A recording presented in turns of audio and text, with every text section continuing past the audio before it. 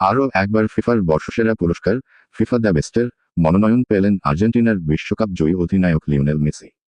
তবে এ তালিকায় জায়গা হয়নি পর্তুগিজ তারকা ক্রিস্টিয়ানো রোনালদোর। মেসি ছাড়াও পুরস্কার জয়ের দৌড়ে আছেন বর্তমান ব্যালন ড'র জয়ী footballer Rodri, Vinicius Junior, Kylian Mbappe, Jude Bellingham, Erling Haaland. আজ শুক্রবার 29শে নভেম্বর বিভিন্ন ক্যাটাগরিতে বর্ষসেরা ফুটবলার এবং কোচের সংক্ষিপ্ত তালিকা প্রকাশ করে ফিফা। বর্ষসেরা পুরুষ ফুটবলারের সংক্ষিপ্ত তালিকায় মেসিসহ জায়গা পেয়েছেন 11 ফুটবলার, যাদের মধ্যে 5 জনই রিয়াল মাদ্রিদের। মনোনয়ন পেয়েছেন অবসরে যাওয়া সাবেক রিয়াল ফুটবলার টনি ক্রুসো। এদিকে সংক্ষিপ্ত তালিকায় জায়গা না পেলেও রোনালদো পেয়েছেন বর্ষসেরা আক্রমণাত্মক ফুটবলারের মনোনয়ন।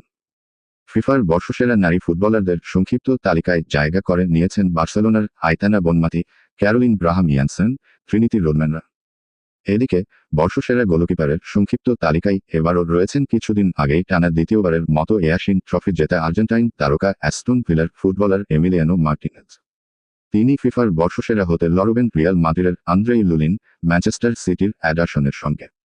ফিফার বর্ষসেরা পুরুষ কোচ হওয়ার লড়াইয়ে আছেন Lionel Scaloni, Xabi Alonso, Luis de la Fuente, Pep Guardiola এবং কার্লো আনচেলত্তি।